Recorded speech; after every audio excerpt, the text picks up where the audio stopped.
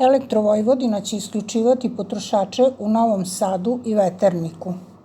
Novi Sad od 9 do 10 časova, Kopernikova 1 do 43, 2 do 46, Janka Čmelika 7 do 15, 12 do 16, Svete Kasapinovića 7 do 9, 20, Ilije Birčanina 1 do 13, 2A do 10A, Branka Bajića 34, 44 do 48, semafor na uglu ulice Hadži Ruvima i Ilije Birčanina.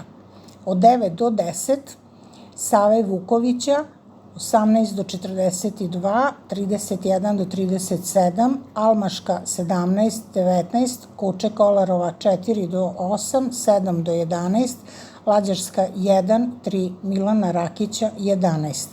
Veternik od 8 do 13:30, Tome Maksimovića 1, 2 do 34, Avalska Petra Kočića, Kralja Petra I 17 do 31, Sportska 1.